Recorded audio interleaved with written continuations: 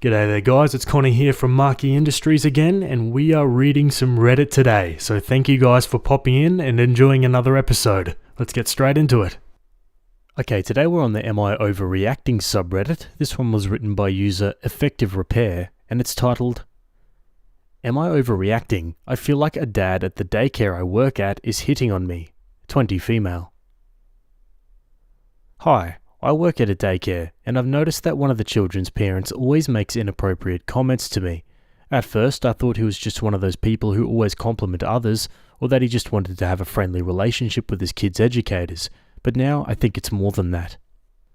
During my first weeks there, I was always assigned to his younger daughter's group, the babies, so I would see him often. At first, it was brief, friendly talk, but it really escalated when I started working with the older kids, 4-year-olds. His other daughter, let's call her Emmy, and I clicked right away, and when we found out we're birthday twins.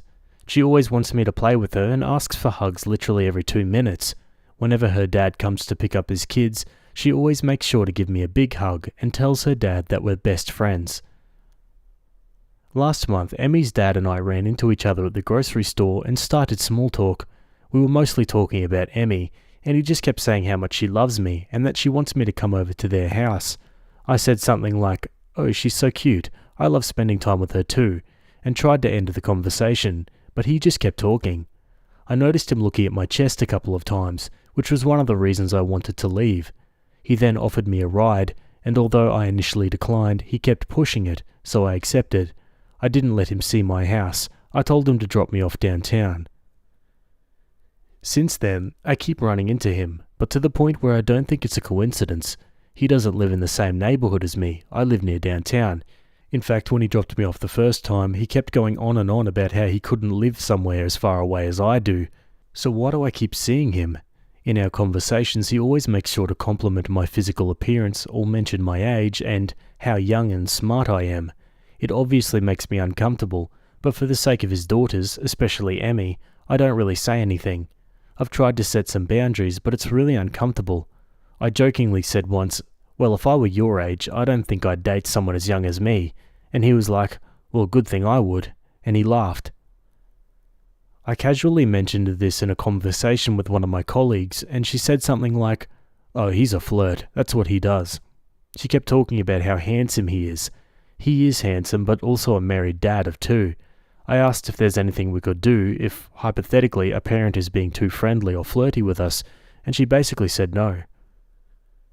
Anyway, it's gotten hot outside, so I've started wearing sundresses, shorts, and crop tops, and he always compliments my outfits when he sees me, and says he likes seeing my belly button piercing out. Ew.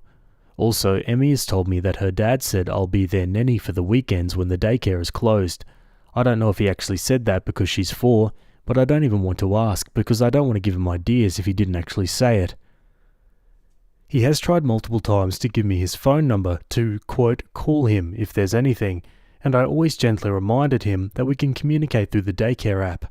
He always said that he'd rather call me directly than through an app. He was being super pushy and I felt a little trapped, so I gave him my phone number. He texts me all the time, asking what I'm doing, etc. I've FaceTimed his daughters a couple of times, but it just feels wrong. I briefly talked about this to a friend, and she said that she would have told his wife. I don't even think I have the guts to do that. Ever since my friend told me that, I started casually bringing up his wife in conversations. He would always change the subject, or say she's not here.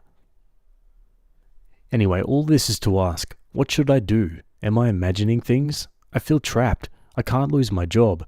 I'm scared that it'll take me forever to find another one. Also, all the kids love me, and I love them. I've really gotten attached to them. I love Emmy too, and I mostly feel bad for her. What would you do in this situation? I've asked, and you can't ban a family from attending a daycare, so that option is out of the window. Also, we can't be on our phones 24/7, so it's extremely hard to get evidence. Anything helps. Thank you. I don't know if I'm posting this on the right subs. If not, sorry about that. Edit, I've never seen his wife. He's the one who does everything. Emmy has mentioned her a few times, saying things like, "Mummy got me this shirt" or something, but I don't even know what she looks like. He doesn't talk about her unless I bring her up. Edit 2, about the crop tops. We are allowed to wear them at work with long pants. Same thing with shorts. We can wear them with a non-cropped shirt. 90% of his comments about my piercing were outside of work when I would run into him. Also, I blocked him. I don't know if you noticed, but he's blocked. Edit 3. A lot of people are asking me why and what I'm scared of.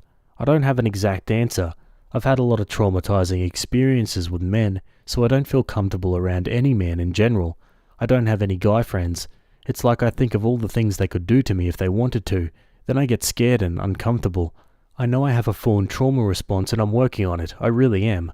Also, I have work on Friday, or Wednesday maybe, and I'll talk to my supervisors and update. Yeah, it's a really uncomfortable position to be in. I feel like for this girl though, she just needs to be really upfront and super blunt about the situation, say it's not appropriate and move on. Like you almost got to do it in a way to make them uncomfortable with what they're doing as well. I know it's easier said than done, and Opie's very clearly a people pleaser type, and it's hard for those sorts of people to start confrontations like this. I totally get that. Let's go to the comments. Stop FaceTiming him. Don't answer texts that aren't about his kids while you're working. There's no reason you have to respond to him at all, honestly. Continue to bring his wife up when you talk to him. If you see him in public, don't be nice to him. I had a student's father that made me uncomfortable. He got my number from a coworker. I was just a B to him. I only contacted their mum about them.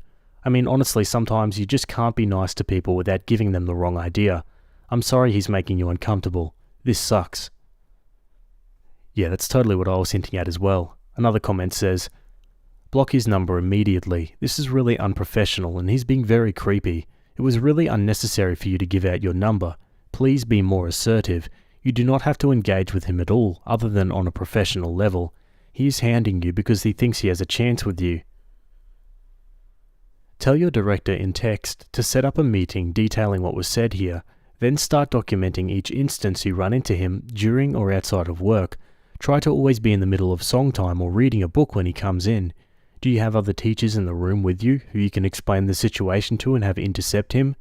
I used to have a dad who would tiptoe up behind me and whisper dirty jokes in my ear that I used to just be in a closet until his car left the parking lot.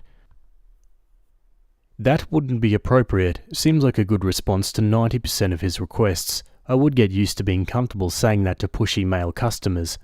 Opie says, I say that sometimes and he's like, oh well, you're best friends with Emmy, so we're basically family.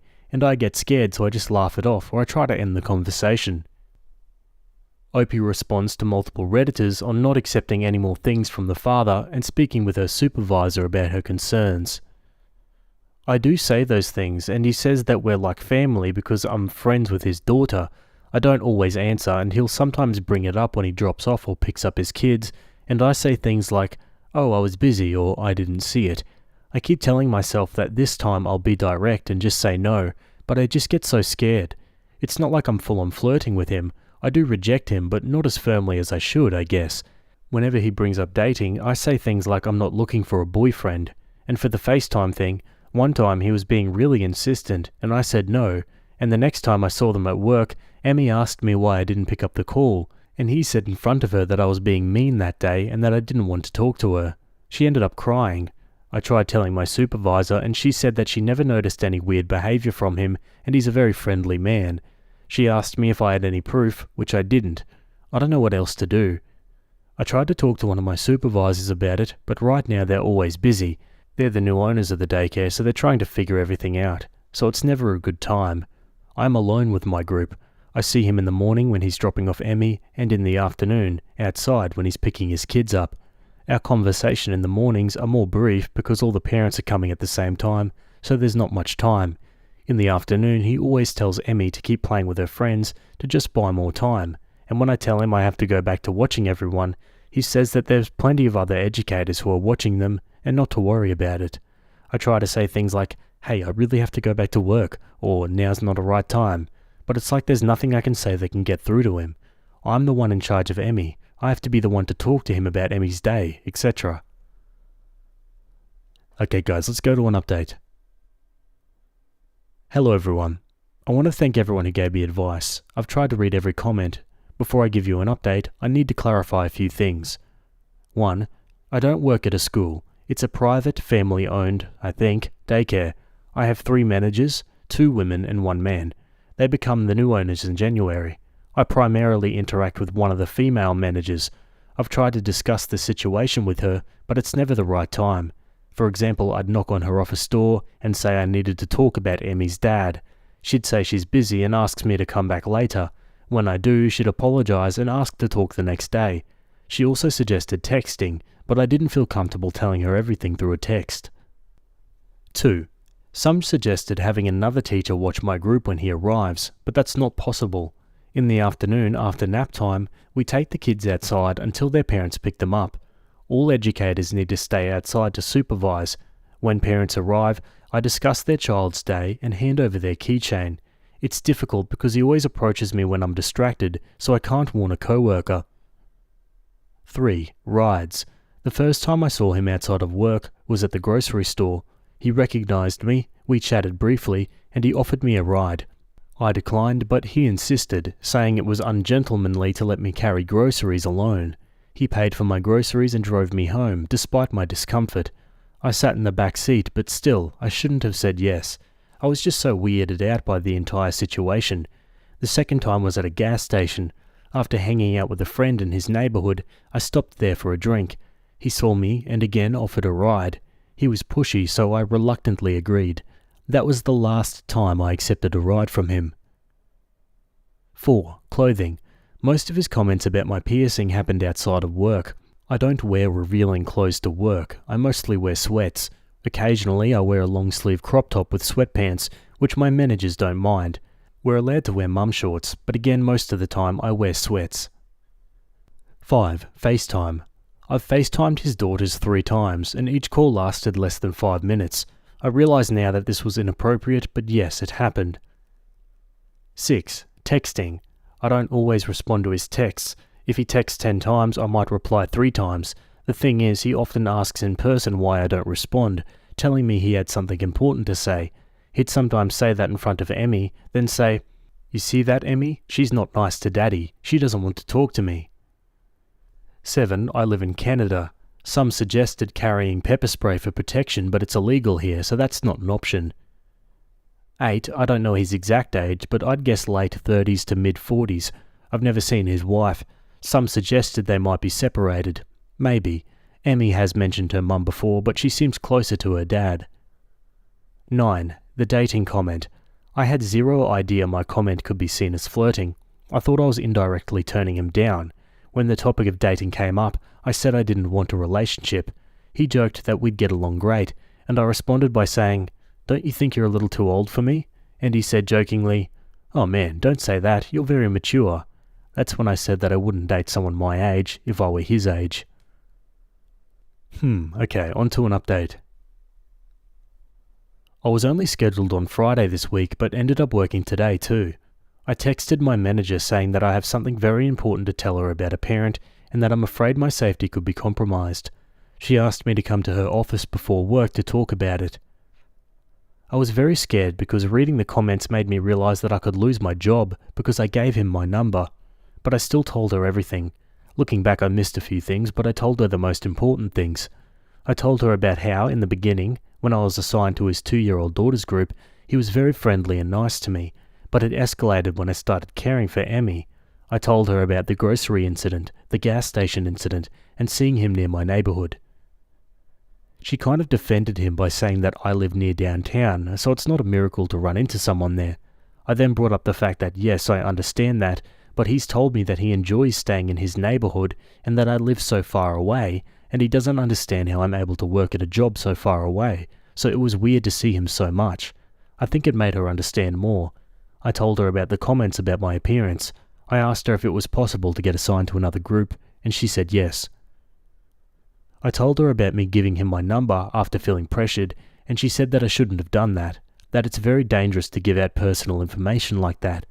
She also said that, especially with my job, all communication must be through the app. She said that she was a little more upset at the dad because he's been attending that daycare for almost 4 years, and he knows that parents are not allowed to do that. I then told her about how he makes Emmy play with her friends when it's time to go just to talk to me longer. She said that since I won't be assigned to Emmy's group, I won't even have to talk to him at all. She said that she'll take care of it and let the other girls know how to keep an eye on him. I told her about the FaceTimes and how he told Emmy that I was mean for not answering one time and how he made her cry. She only said that that was out of line. I asked if it was possible to ban him from attending, and she said maybe. She doesn't have any solid proof. I showed her some text messages, but she said that he was being friendly in the messages and that there was nothing sexual. She said that most of this was basically hearsay, and she doesn't have concrete proof of him being an actual predator. As for Emmy, we played together on the playground as usual. I think the hardest part for me is to slowly distance myself from her. I did, however, encourage her to play with her friends, but she would always come back every 5 minutes to ask to play with me. When her dad arrived, he greeted me and asked me about Emmy's day and her keychain. I said that I did not take care of her today and pointed to the girl that did. I then got up to get Emmy to tell her to leave. He tried to stop me, but I just kept walking. I didn't really give him time to talk to me. When I got Emmy, I gave her a hug, then stayed on the other side of the playground, and they left. I know it's not much, but at least I avoided an interaction with him today. I think that's it. I've tried to answer everything. Edit, he's never driven me home. I would always ask to drop me off downtown. Typo, sorry. One comment says, if he texts you, tell him that you got a memo from work that says all interaction with parents must go through the app with no exceptions for legal and safety reasons and that you can't risk your job. Then block him. Or just to block him. Yeah, that's a pretty good idea. It's great that Opie could get assigned to a different group. Maybe she won't have to deal with him much longer. Let's go to another update. Hi, I saw some comments asking for an update, so I wanted to share what happened because I'm too ashamed to tell someone in real life. I had work from yesterday, 8 AM to 5 PM, then went straight to the gym to work out with a friend. I got there around 6 PM and worked out until about 8:30 PM. I was walking home. I live about 10 minutes away from my gym when I heard someone behind me. Looking back, I know I shouldn't have walked home, but I didn't think about it in the moment. I had music in my ears, so I didn't know if someone was talking to me or on the phone, so I just kept walking. I felt the person getting closer and immediately thought, oh my god, what if it's him? I started walking a little faster. After about 2 minutes, the person tapped me on the shoulder. When I turned around, it was him. My heart dropped. I immediately froze. I had practiced what to say if I ever got into this situation, but of course I had to forget everything. He acted like we ran into each other and said, hey, it's nice seeing you. I said, hi, nice seeing you, but I have to go. He complimented my hair, I recently dyed it, and said it looked good on me. I said a quick thank you and tried to leave. He then grabbed my wrist and said, I don't like when you act like that. I just froze up. I couldn't move. He asked why I don't take care of Emmy anymore. He said that she constantly asks about me at home and that I make her cry. I stuttered and said I don't know, that I'm not the one who decides. I said I have to go now, sorry. He then asked if I blocked him. I said I really can't talk right now. He then blurted out that he saw me working out. He was doing all of this while grabbing my wrist, mind you. I didn't know what to say, so I repeated that I had to go. He started looking at me up and down in a disgusting way. He was staring at my boobs while smiling. He then started caressing my arms. One arm stopped at my waist, and the other one kept caressing my arm. He would sometimes move it to my chest and touch me there. I don't know why I didn't just punch him in the face. I just could not move. Before you ask, I wasn't wearing anything revealing. I had on a hoodie and sweatpants. I even removed my belly piercing because I don't like this type of attention. I eventually quietly said, "Can you please stop?" He looked at me, smiled, and then left. I've been getting sexually assaulted by men since the age of 7. I promised myself after getting SA'd at 18 by a friend that I would never let it happen again. Now this. I don't know why this keeps happening. Most of the time I feel like my body isn't even mine, just for someone else to use whenever they feel like it, no matter if I want it or not. Maybe it was my fault because I shouldn't have walked home knowing I had a stalker. Maybe it's my fault because I didn't tell him to leave me alone earlier. Maybe it's my fault because I'm 20 years old and I can't frickin' say no. I know he didn't full on grab my chest and squeeze them, but I feel so violated. I'm too ashamed to reveal this to anyone. I told my boss I was sick to avoid going to work for a couple of days. I went to the police station, but they said there wasn't anything they could do legally because he didn't commit actual crimes and that I didn't really have any proof. I just feel like they didn't take me seriously. They gave me tips to be more careful, like don't walk late at night, change your number, don't have the same routine, etc. But that's it. They won't give me a restraining order. I'll be honest, I didn't understand half of the terminology they were using, but from what I understood, we're both adults, so the texting and FaceTimes aren't incriminating enough. I guess I'll just stay home. I feel so dirty. I thought I had everything under control because I found a way to avoid him at work, but I guess I was wrong. I genuinely thought that I'd found a way to make everything stop. The worst part is I saw some comments saying that this whole situation could escalate if he finds out that I'm avoiding him, and I didn't believe them. Again, I was wrong. I don't know if I'm looking for advice or sympathy, but I don't have anyone in my life who could help. Maybe some friends, but I'm just so ashamed and embarrassed to say that a man was groping me and I basically let it happen because I was scared. It's just humiliating. As for my family, knowing my mum, she would most likely tramp shame me and say it's my fault. But yeah, here's the update, I guess. I don't know if I'll update after this, mainly because I don't know what else to do. I don't know about you guys, but I was getting so angry just reading what happened there. And also, I know pepper spray is illegal in Canada, but I know people over there that carry bear spray, like little cans of it. I think it works just as well. But yeah, man, it just makes you so mad. And I hate the way Opie's blaming herself. Like, none of this is her fault. Let's check some more comments. Assault alarm. You can get them on Amazon. A big advantage is that it simplifies your decision making. You are overloaded with options. Do you scream? Tell him to stop? Punch him? The assault alarm cuts it down to one decision: trigger the alarm or not. Also, part of indecision is often lack of a plan. Planning in this context is doing your thinking early, so when the time comes, you follow a script. For example, if he stood square onto you and holding your arm, take a half step closer. He'll like that. He won't like you being in range to knee him in the balls. As he bends over, go for the nose, eyes and ears. Try to rip his ears off. Imagine the above. Run it like a movie. Now add in the assault alarm or you screaming like a banshee. Consider other situations like this. Also, contact the police again. Ring them on the non-emergency number. Cops are crap at taking reports. The call handlers are normally professional civilians who do this all the time. I used to be one. Even if they won't do anything, ask them for an incident number. That generates a record. Every time he does anything outside of work, you ring up and state that it's an ongoing stalking incident and you want to report it and get a new number. When you've got 3, if the police still haven't done anything, find out how to make a complaint. You could find a woman's self-defense class, talk to the instructor, tell them what's happening.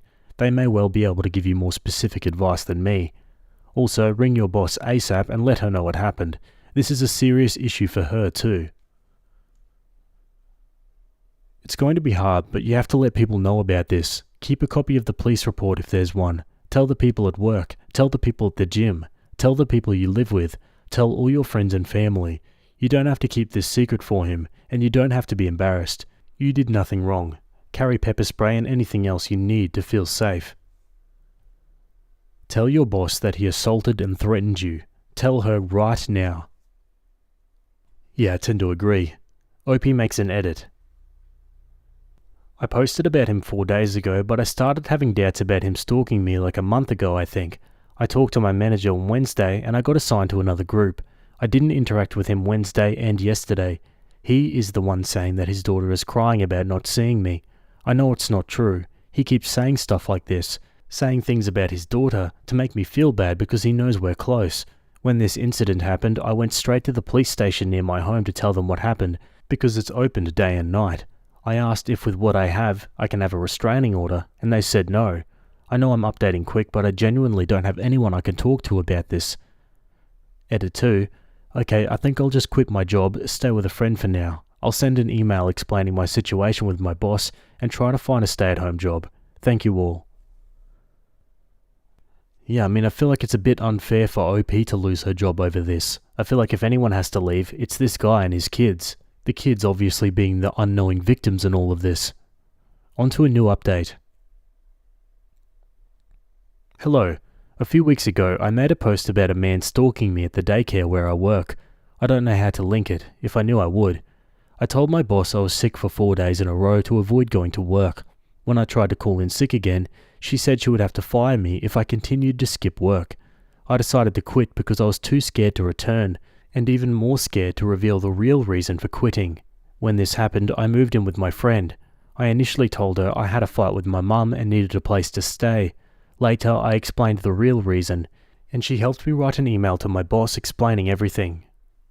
I filed a police report, but nothing happened. My boss contacted me 2 days later to discuss the situation. We had a Zoom meeting with all 3 of my bosses, and we talked about everything. She apologized for not taking me seriously and promised to do better. I asked if the man could be banned, but they said it was harder than I thought and would be hard on the kids. The best they could do was wait until August or September when his oldest daughter would start school, and they would ask him to enroll his youngest in another daycare. My boss asked if I could eventually return to work, and I agreed on the condition that I wouldn't have to go outside or take care of his daughters. They agreed, and I returned to work the next day. I also found his wife's email address on the daycare app and told her everything. I was scared it could backfire, but I felt she needed to know. She thanked me, explained that they were separated and in the process of getting a divorce, and said this wasn't the first time he'd targeted a caretaker. She said she doesn't speak to him unless she absolutely has to, and the reason he does the pick-up and drop-offs is because she lives too far away. She advised me to avoid him and warned that he could be charming and friendly, but was dangerous. She said that he had a thing for young girls, and not to fall into his trap like she did. She gave me her number to call if I needed anything. The first few days back at work were fine. I would stay in the kitchen in the mornings to avoid him and would clock out before the parents arrived. However, I ran into him once when he picked up his youngest early. We were both surprised, and he tried to talk to me, but I quickly said hi and left. After that incident, I started receiving no-caller ID calls again, which had stopped when I moved in with my friend. I went to the police to document everything and showed them the email from his ex-wife. They advised me to change my number, which I did, but they haven't contacted me since. He found my Instagram and sent me a request. My account is private, so I deleted the request, but he sent another one. My Instagram username is my first and last name, and I have an uncommon last name, so I'm worried about what he could find next. I changed my username, but he already saw it. My email address is also my first and last name. I'm considering quitting again, and I'm wondering if I'm exaggerating because he hasn't done anything yet. However, he knows my job, full name, Instagram, old phone number, and possibly my address and email. Should I tell his wife or meet up with her? I feel that if I tell my boss, they'll just tell me to wait until September, and the police aren't doing anything. I partly blame myself for going back to the job when my problems started, but I love it and it pays well. I think moving to another city would be the best scenario, but I can't afford it right now, hence why I went back to work in the first place. I always carry an assault alarm on me now, feeling that he could appear any time, and it's so unfair. Please, I need advice. Thank you. Wow, at least she got her job back, but that daycare is not doing anything to help her. Why can't they just ban the dad from it? I understand it'd be hard and unfair on the kids, but this is an employee's, well-being. The priorities are all mixed up here. One comment says, "Don't delete your socials. That's evidence. Just ignore it, so it's there to show the police. Evidence is key to the police being able to do something. Remember that they have to have evidence in order to take action."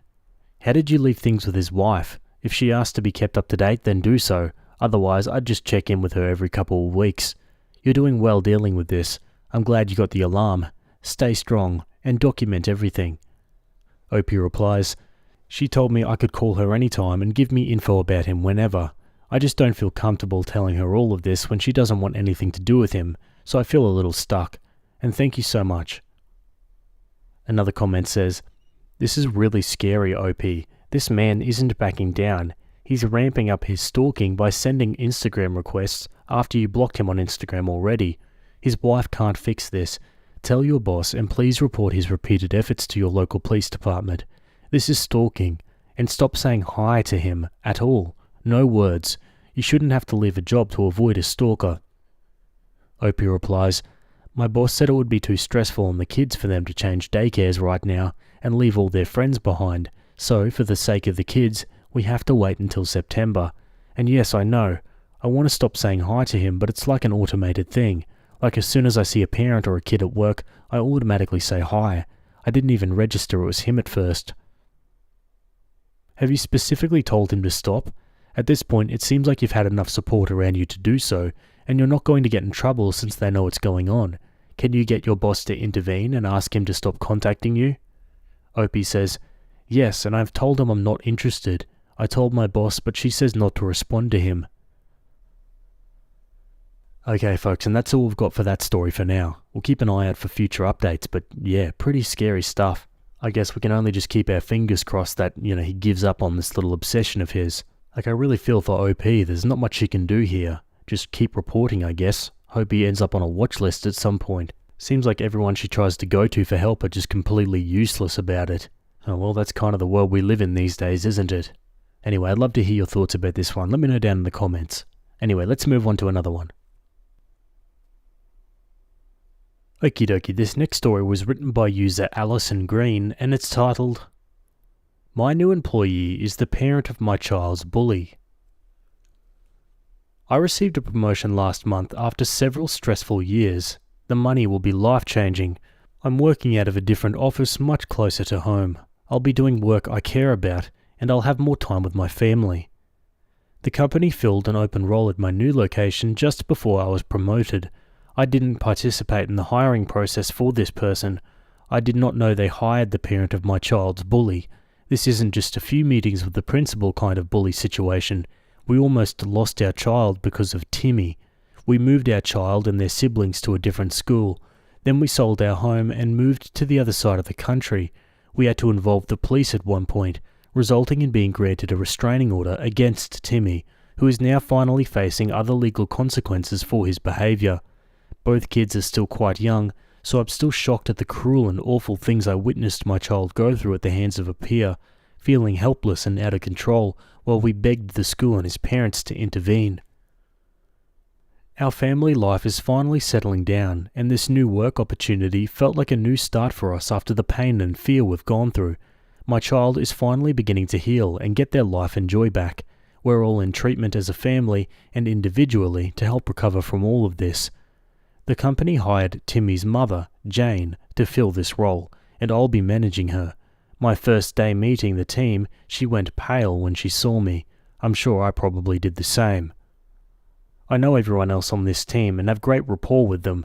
I don't communicate with Jane unless I have to, and it's in writing. What should I do? I'm not quitting and I'm not taking a demotion. Should I meet with Jane and HR to discuss this and set expectations? That feels like I'm betraying my child and my family, but professionally I know it's an option. Do I ignore it and hope she's so uncomfortable she quits? Should I ask HR about offering her a transfer? At a certain point in the last year, she behaved just about as badly as her child did, and the judge considered including her in the restraining order, but was instead issued a warning on the record. I checked and the two of us working together isn't a violation of the restraining order, but it does open up the possibility. I'm just so stunned. I don't know what to do. We don't speak or interact unless we have to, and some team members and a few of my colleagues in management have noticed, but not said much about it. I'm at such a loss. I have no idea how to handle this. Phew, yeah, that's super awkward. I can't lie, I'm curious now as to what her and the kid did. Must have been pretty extreme to warrant this response. Okay, Opie makes an update 1 year later. I appreciate that my post allowed me the space to get my thoughts in order before I said or did anything stupid. I should have gone to HR my first day as Jane's manager, but I was not thinking straight. Things had been going so well at home that I didn't want to jeopardize it by bringing Jane back into our lives. Within a few days of my question posting, my junior team lead, Sam, asked me directly about my weird behaviour around Jane, which had been going on for about 2 weeks or so. In the org chart, I'm Sam's superior, but not by much. Sam and I have worked together in the past, but not closely enough that he knew about my connection to Jane. Her child bullied and assaulted my child, and the courts were involved, among other things. I told Sam about my history with Jane, providing limited details with minimal legal documentation and proof, which my lawyer advised me on, and he was shocked but incredibly supportive. He let me know that Jane had been very vocal with several other staff, including him since my first day, warning staff to stay away from me, that I was toxic, dangerous, that I'd slept with her husband and broken up her marriage. All I could do was laugh at that. It hadn't occurred to me that keeping my distance would give Jane a chance to try to damage my reputation, but she didn't get very far. I've worked with everyone else on this team on and off for most of my career, so they were all very skeptical. Sam and I met with HR and walked through my history with Jane to create a plan for Sam to manage her going forward. HR was wonderfully supportive and thanked me for communicating with her in writing, as it was probably the safest thing I could have done under the circumstances. Then we learned a few things we didn't know. HR had been planning to reach out to me because when my predecessor hired Jane, he had done so without putting in the paperwork for a background check. This is one of the many reasons I replaced this manager. Our company requires us to use a fingerprinting service run out of the sheriff's office for a full background check before starting employment. My predecessor let her start without one and just marked "passed" on her employee profile without adding the appropriate documentation. When pressed, he said he lost it. HR was able to confirm Jane had never gone. Before I started as her boss, Jane had been given a 30-day grace period from HR to get fingerprinted, missed multiple appointments, and we'd been pushing back on it with my predecessor's support. He'd left no documentation for me or record of this issue, which didn't surprise us, and now there was only a week left in the grace period. HR needed to discuss terminating Jane if she didn't get fingerprinted for her background checked within the next 10 days. All of this is based on state regulations and company policy, and thankfully had nothing to do with me. There was no other job or department she could have moved to that didn't require a background check. Sam took over from there, and all I know is they met with Jane, explained that Sam would be her manager going forward, and made an appointment for her to get fingerprinted that day, and she enthusiastically agreed to go, and didn't, and never returned any calls or contact attempts from HR or Sam, which was honestly the best way this could have washed out. My family is doing better than ever, work is great, and my amazing kiddo is healing and finding joy again. They even helped their new school start an anti-bullying and mental health program to help younger students if they feel unsafe. We're going to be travelling to see relatives and have some fun this summer, so we're very excited. It feels like a weight's been lifted off my chest. A huge thank you to this community for just letting me get all my thoughts out. Yeah, about as good of an ending as you could hope from that one, that's for sure. Seems like Jane was pretty good at self-sabotaging herself in the beginning there. You have to wonder what that background check would have conjured up. Let's go to some final comments. It sounds as if Jane's child learnt their behaviour at home. The crap apple didn't fall far from the crap tree. Wonder what all she was hiding with her background check. Quote, she enthusiastically agreed to go and didn't and never returned any calls or contact attempts from HR or Sam. So what I'm getting here is that Jane and the manager that OP replaced absolutely knew that red flags would be thrown up for the background check, and this is why they tried to make it so that Jane didn't have to do it. I do wonder if it would have been more than the court case OP talks about though. That being said, I'm genuinely surprised this bit was an immediate firing offence within a probation period. Yeah, it seems weird that the ex-manager and Jane were kind of scheming like that together. Anyway, I'd love to hear your thoughts about that one. Let me know down in the comments. Alright, let's jump over to another one. Okay, a quick one from Petty Revenge. This one was written by user Lilpers and it's titled, I bought the property he wanted. He was a jerk about it. The backstory. Here in Sweden, there's a huge difference in house prices between popular areas and major cities compared to the countryside. This meant that I was able to buy a small fixer-upper house at the age of 23, 4 years ago, on a very average income. There was only me and one other bidder involved, and I eventually won the bidding at a reasonable price. The house is located a bit outside town, with only one other house next to it, as well as an empty lot. Shortly after moving in, an older guy came knocking on my door. He told me he was the other bidder and the owner of the empty property, and he only wanted my house in order to tear it down and make more space for his friends' RVs. He finished by essentially saying, enjoy your pile of junk.